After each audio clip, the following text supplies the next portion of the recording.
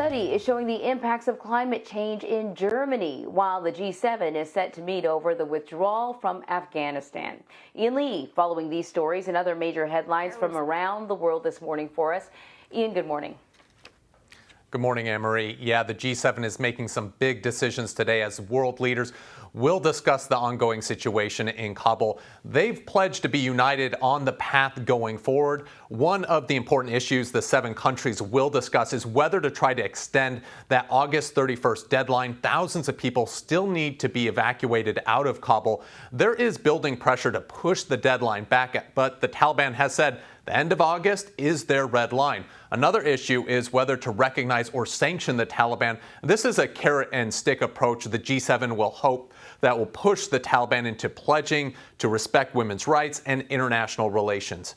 We are moving on to Germany, where a new study has looked into last month's devastating floods. More than 220 people were killed and dozens of buildings were destroyed in what's being described as a once in 400 years event. Now scientists say the extreme rain was made possibly 9 times more likely due to human-caused climate change. And they fear this isn't just a one-off. This is the kind of rain and flooding that could get worse and more frequent as year by year the effects of climate change compound themselves.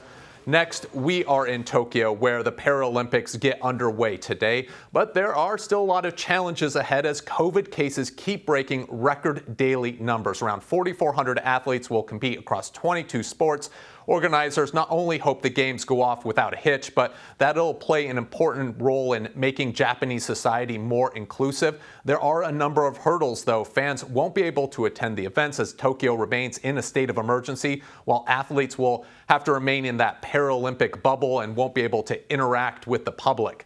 Finally, the launch of a Chinese ride-hailing service in Europe has been halted.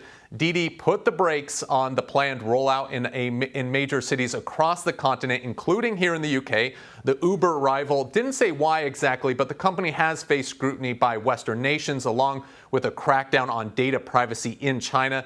This news comes just 2 days after the company raised more than $4 billion on the New York Stock Exchange. Unsurprisingly, shares took a sharp fall after the announcement.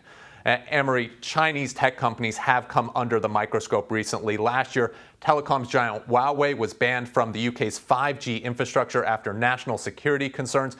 It also faces tough restrictions there in the US. One of the big fears is that the Chinese state will use companies to spy on Americans.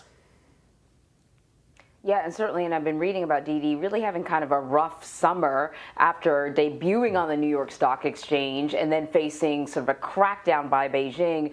Investors also were suing the company, so it gets pretty complicated when you're trying to sort of expand into this sensitive area where you own other people's data and what you do with it. Thank you so much, Ian Lee.